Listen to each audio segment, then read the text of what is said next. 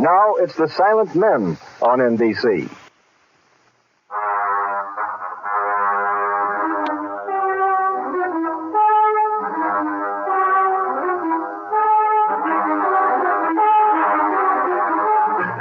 The Silent Men, starring Douglas Fairbanks, Jr.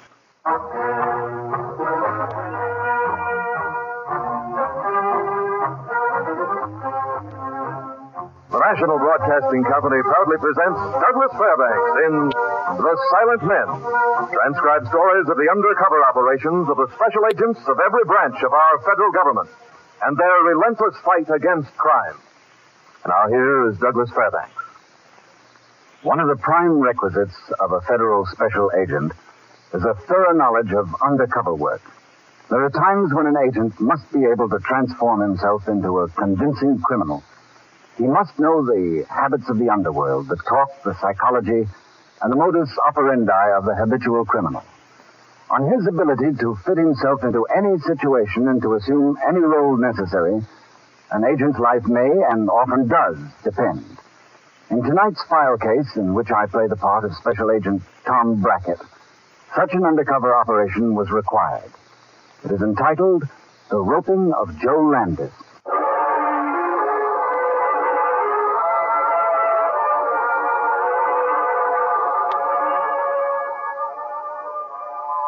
Word had come in from our San Francisco field office of an unusual bargain sale out on the coast. Somebody was selling counterfeit $20 bills for two. As soon as the bills broke, Jim Curtis flew out from Washington. 5 weeks later, I received orders to join him. I'd been told that District Chief Mike King would be waiting for me at the airport. He wasn't, so I got to a phone booth.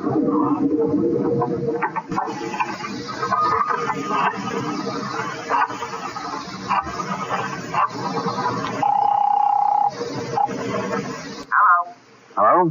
Who is this, please? What number are you calling? Is this a federal building? That's right. What department did you want? Is this the department that investigates things for the government? Would you mind stating your name, please? I just wanted a little information. Yes? It's about money. Counterfeit money. I wanted to know how you can tell if it's being passed. Oh, I see. Hold on a minute. What are you trying to do, record this conversation? Will you repeat that? I said you're going to record this conversation and then you're going to have this call traced, aren't you? Hey, who is this, anyway? I can save you the trouble, Chief. I'm calling you from a phone booth at the airport. Well, you were supposed to meet me. Brackett! Brackett, you screwball. Get yourself a cab and come on down to the office right away. Right.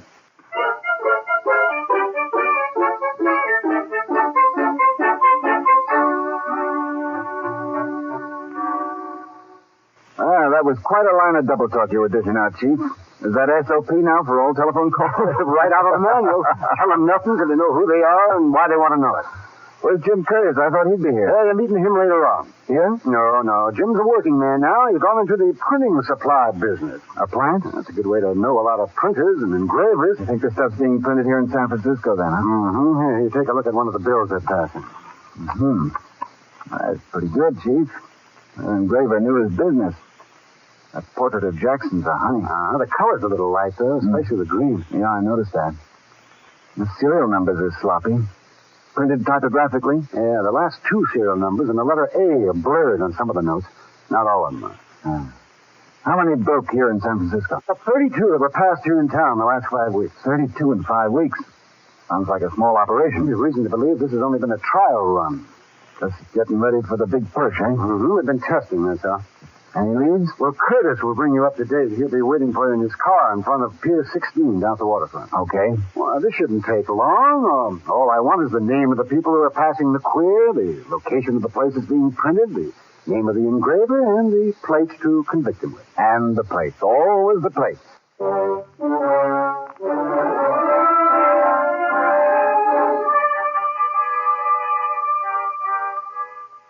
Within an hour, I was heading for my appointment with Jim Curtis. It was damp and foggy as only the San Francisco waterfront can be foggy. Curtis saw me first. Hey, over here, Tom, in the car. Hi. Well, welcome to San Francisco, Mr. Brackett. You sound like the Chamber of Commerce. Yeah, sure. I'm a solid citizen now. Chief, tell you about my job? selling printing supplies, isn't it? Yeah.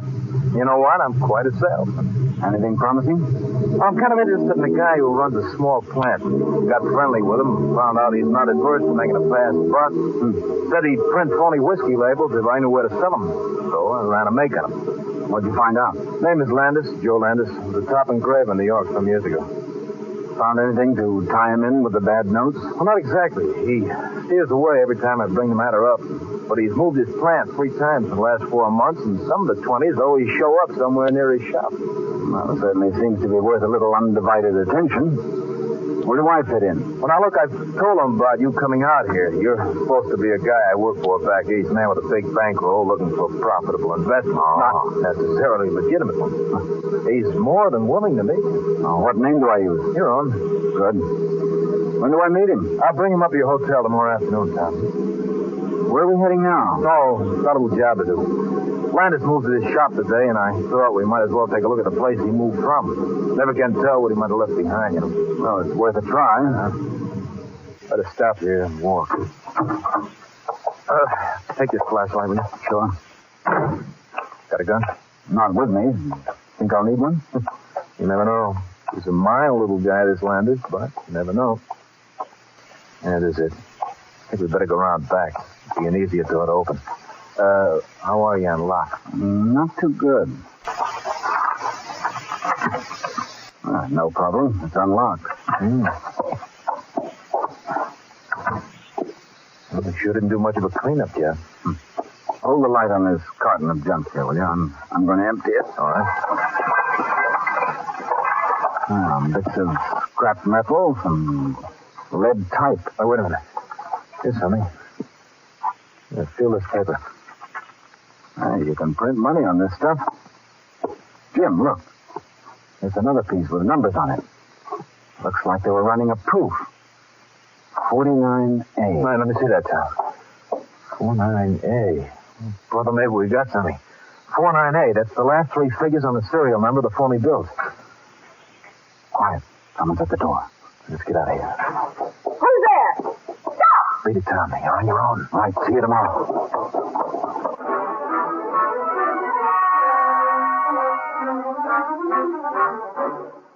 I registered at the Von Dome, a downtown hotel that caters to men of dubious occupation. I spent the next couple of hours at the bar downstairs establishing myself as a visiting Easterner who had some money to throw around. The next day, I followed the same procedure. About 2 o'clock, I went up to my room to change. Shortly after, there was a knock on my door. Who's there? Curtis. Jim Curtis. Jim, nice to see you. Come in. Oh. Heard you got in, so I thought I'd come up and say hello. There's a friend of mine, Tom. Joe Landis meets Tom Bracken. I'm glad to know you, Joe. I'm happy to know you. Sit down, then. I'll fix your drink. Not for me, please. My wife insists that I don't drink during the day. Jim? Yeah, sure, I'll have one. I'm still single. Okay. Joe here is a printer, Tom, and a good one. I told him that most likely you could throw some work his way. Well, I can use a good printer. I do good work, Mr. Brackett. Very good work. Here's your drink, Jim. Oh, thanks. Can I talk to you straight, Landis? Yes. You think I'd have brought him up here if you couldn't? I just wanted to be sure. This job I have for you, Landis, is, a little unorthodox, if you know what I mean. Perhaps I should make myself clear at this point, Mr. Brackett. I'm a printer and engraver, and that's all. So if you have anything in mind that's not good printing practice, I'm afraid Jim here may have given you the wrong impression. What kind of talk is this, Curtis? You know my type of operation. What'd you bring him up here for? I'll get him myself. Joe, you told me... I told you nothing. You said your friend might throw some work my way. Well, I need work badly, but not the kind he had in mind. What kind of a steer was this, Jim? You know I don't have time to waste on things like this. Nice to have met you, Mr. Brackett, but there's no need for me to stay. My wife is waiting for me. She's a very excitable woman, and if I keep her waiting 10 minutes, you know the way some women are. Look, Landis, I don't get it. I'll say good afternoon, gentlemen. I must get back. Okay, Landis. Jim, you stay. I want to talk with you. Boy, did you ever louse me up. Well, now, Joe here isn't the only printer in town, you know. Oh, that lay an egg. After finding that proof sheet with the serial numbers last night, after him asking me to peddle bootleg whiskey labels for him, he pulled the righteous indignation act? I don't know. He was watching me pretty closely. Something might have made him suspicious. Why did he come at all? Maybe to look me over. If Landis is our man, he'll be checking up on me. And if he's satisfied, a mountain will come to Mohammed. Yeah, okay. See you later, Mohammed.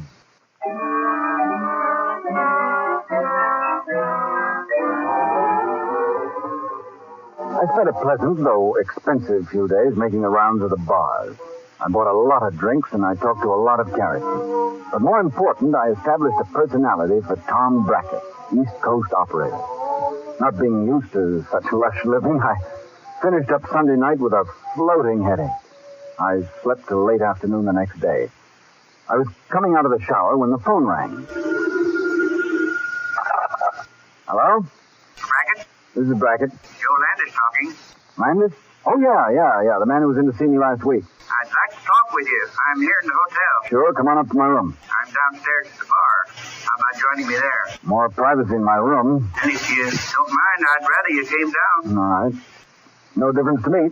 You'll be alone, won't you? All alone.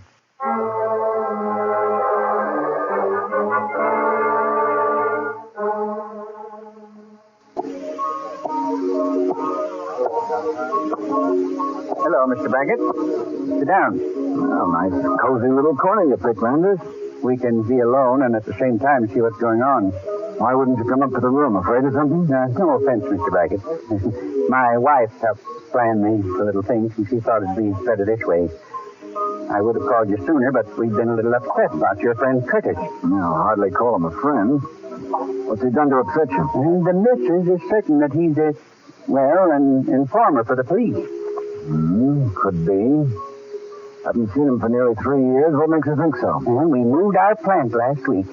And the next night, my wife went down to see if we'd left anything important behind. When she got there, she surprised a man inside the building. She saw him. It was Jim Curtis. She's positive? Yes. She found something that had dropped out of his pocket. Absolute identification. When was this? Night before we came to see you. That's why I wouldn't talk in front of him. Well, good idea. I'll check on him. If what you say is true, well... I understand that you're looking for investment. That's right. And that you have the necessary cash to close a deal that looks good to you. Let's cut out the oratory, Landis. What's on your mind? Well, it's this way. Supposing I had some friends, very clever ones, who could turn out an excellent copy of a $20 bill. I'd like to see one so I could judge for myself. Supposing you could buy these bills for $10 a hundred. I'd still want to see the stuff. Reach under the table. What? You have it? Yeah. Careful how you hold it. Don't let it be seen. And your friends aren't as clever as you think. Colors are too light. Serial numbers too heavy. Last two numbers in the A are out of line. They passed more than 70 of these with no trouble. This queer would have to be taken out of the country, maybe Mexico. If I handle this stuff at all, it's as a dealer. My friends would be very amenable to this. However, I would have to discuss our little talk with them. You handle this merchandise? Yeah. At a price. I'll keep this sample. Oh, no, Gladys. That's my wife. She wouldn't think of it. All right. But tell your friends I don't buy till I see all of it. And the plates, too. I want a guarantee of future delivery. The plates? I hardly think that they're... That's the only way I'll know that I'm dealing direct. I'm not interested in working through jobbers. I'll tell them. And you take care of Curtis? I'll do a little checking first. If you're right, good.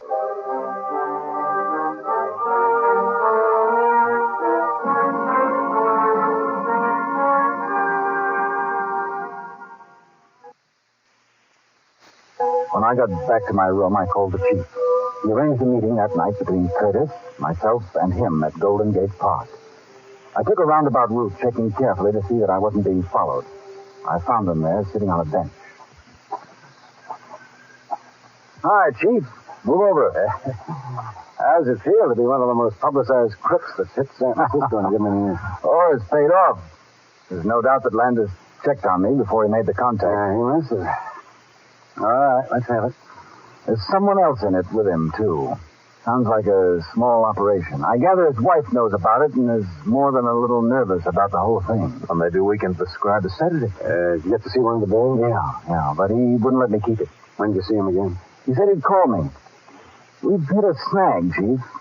Mrs. Landis saw Curtis leaving the old print shop last week, the night we found the proof sheet. That's bad. She's positive. Landis tells me she's got absolute proof. Huh? What kind of proof? I don't know. I didn't want to press too hard. That makes it tough, Tom. You have to move fast. Force the showdown. Yeah. Did the boys on the stakeout get anything new today? Descriptions of a few people going into Landis' shop. One of them was Ed McLoy, frequent boarder at some of our better prisons. Ed, tell him about the Navy, Chief. Sam, we got the whole U.S. Navy working on this one. The Navy? Yeah, I was coming around to that.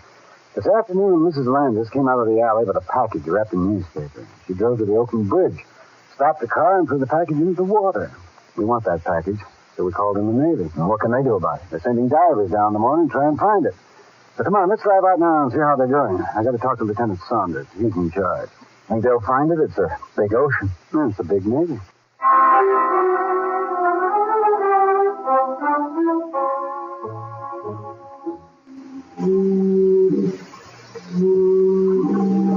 Glad you got here, Chief.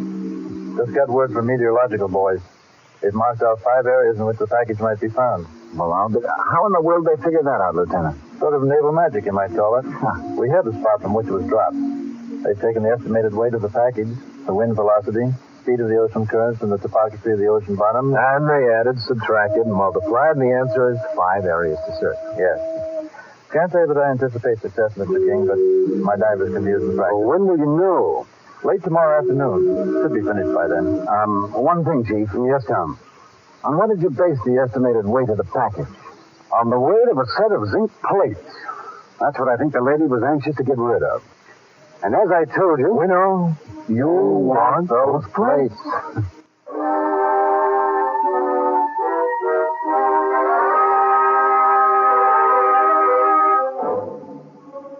I spent the next day in my room waiting for Landis to call. When he hadn't by 6 o'clock, I was sure something had gone wrong. I was about to contact the chief and tell him so when the telephone rang. I let it ring again. Yeah? Landis. Oh? Joe Landis. Oh, yeah. Have you got enough cash to close a deal tonight? Yeah. If we make a deal. All right. What kind of suit you wearing? Brown tweed. Why? Hat? Light tan. Be in front of the Merchants Building at 7 o'clock. Stand at the curb, and a light panel truck will stop and ask you if you want a lift. You ask how far they're going, and if they say McLoy Hotel, it's all right. Come alone. If there's anyone with you, they won't stop. All right, but it's got to be done tonight. I'm leaving town in the morning. It'll be done tonight.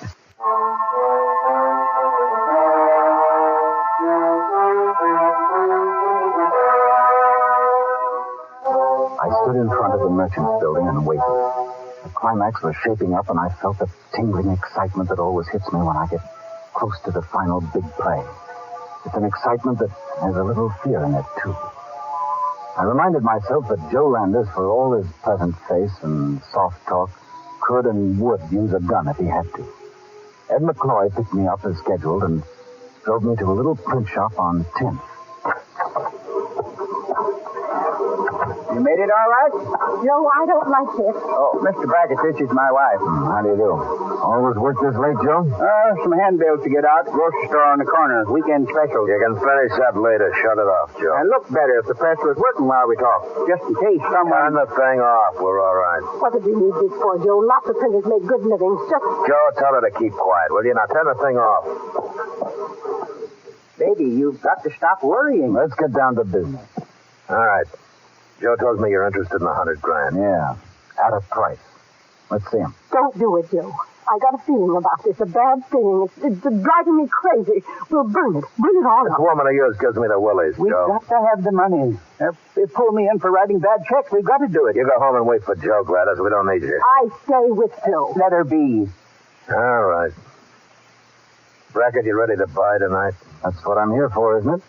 What was Jim Curtis doing in our shop? That's what I want to know. Brackett said he'll handle Curtis Gladys. Now stop thinking about it. Just give me the proof he was there, and Gladys picked this up off the floor. Must have fallen out of his pocket. Now, let's see it. Huh. Let me keep this. I can make good use of it. I don't know. Should I, Ed? Give it to him. All right, now about this deal. I want to see the money. All of it. It's hidden in the back room. Come on, let's go.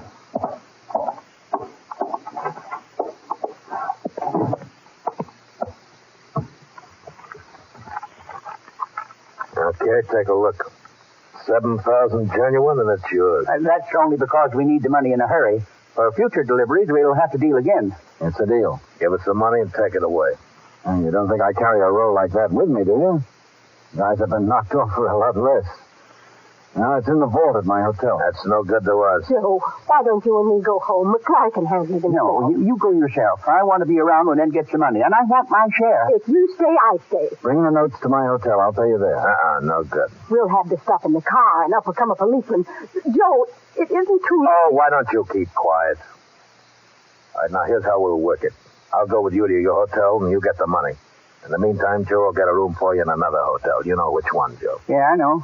All right, when Joe calls us that everything's all right, we'll go there and close the deal. That's all right with me.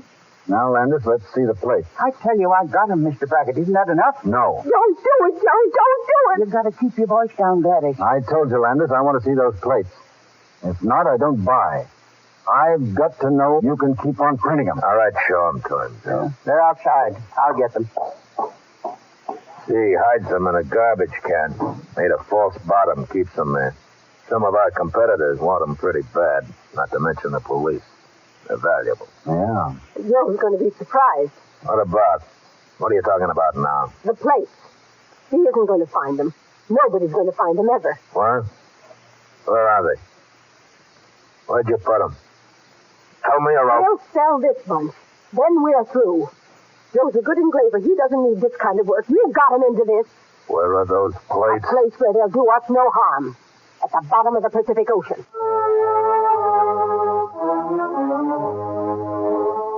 The chief's hunch had been a good one. Like he thought, the plates were somewhere on the ocean bottom near the Oakland Bridge.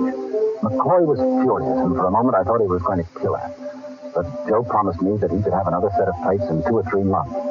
He'd made 2 sets of negatives and said he could turn out all the 20s I wanted. So I let myself be persuaded to go through with the deal. McCoy drove me to my hotel. After Landis called, I got my package of marked money and we drove to the Roxanne Hotel, a dirty little place near Chinatown. Landis and his wife were waiting for us. We had the lobby to ourselves. The clerk was conveniently absent.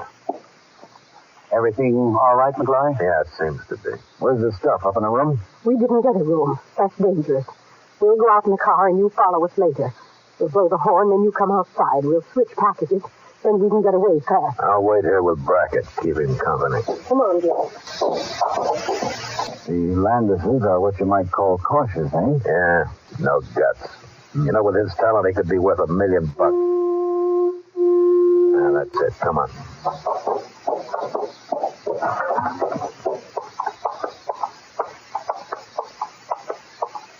I'll get in the car, too. Take the money. Quick. I'll take that carton first. All right, here it is. Now the money. That man coming this way. It's that Curtis. What? Here's the money. It's all in this envelope. There's another man with him now. All right, step on it, Joe. Hiya, Joe, Mrs. Landis. We're in a hurry, Jim. Get out of the car, all of you. Special agent, federal government. He's got a gun. Corey, I'll take your gun. Hand it over. Thanks. Get them out of the car, Thomas.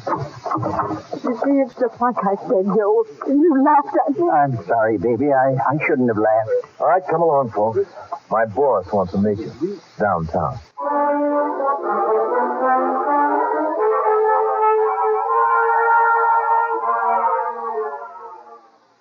Yeah, sit down. We're going to have a little talk. Don't you say anything, Joe. Nothing at all. You better let us go, mister. We know our constitutional rights. Will you quote me the passage that gives you the right to process, manufacture, and distribute counterfeit money? My husband's a printer. He rented his shop to Mr. McCloy. What he did there, we don't know. Oh, that's interesting. And you've never met Special Agent Tom Brackett before, huh? Never saw him in my life till he walked over to the car. And you, McCloy, what have you got for us in the way of a yarn? Me? I'm stupid. I know when I had it. Yeah, back to you, Mrs. Landis. Our information is quite complete. Now, here's the way it reads. Joe Landis, one of the country's top engravers, designed and created a set of zinc plates for the manufacture of spurious $20 bills. Joe never saw any plates, let alone design them. Well, a man of your husband's skill, Mrs. Landis, makes identification positive. You've got no plates, so you can't prove it. We've got the man you brought in to fix your offset print when it broke down. He saw a reverse plate of the bill on it, and he was doing his work. And we've got the woman who was passing the bills for you. We don't know what you're talking about. Without the plate... The plates. They all know the importance of the plates. Mrs. Landis, I have news for you. I've got the plates. I don't believe it. No. Ask Lieutenant Saunders to come in, Mrs.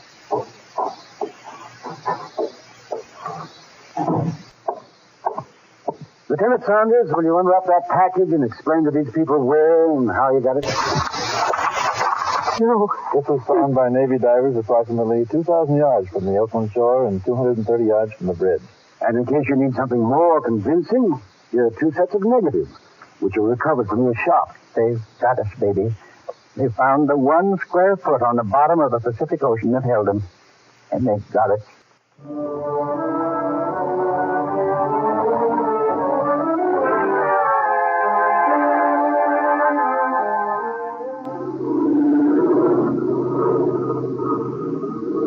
By 10 o'clock the following night, Curtis and I were on a plane heading east. What are you thinking about, Sam? Joe Landis. A guy with his talent could make top wages, yet he preferred to work nearly 2 years on those plates, half starving while he was doing it. Why? Oh, I don't know. Maybe to prove that he's smarter than dumb clucks like us. Only you know something they never do. Nice, mild-mannered fella like him. Why? Well, let's leave it to the psychology professor. Me, I'm going to catch a few winks. You left something behind you the night we visited Landis' printing shop. That's how she knew you'd been there. Must have fallen out of your pocket. Oh? Wonder what it was. Just a piece of cardboard. Got it here. Oh, let me take a look. You better watch yourself with this. It's dangerous. Oh, let's see it. Here. What do you know? Snapshot of me and the 2 kids. That was dumb of me. You know what? What? Marion's beginning to look more like a mother every day. There's the honey. Uh-huh.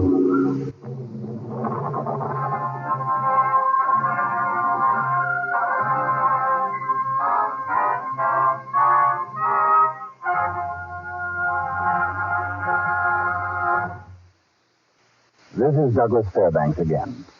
The Roping of Joe Landis closes another chapter in the distinguished chronicle of our silent men, the special agents of all branches of our federal government who daily risk their lives to protect the lives of all of us.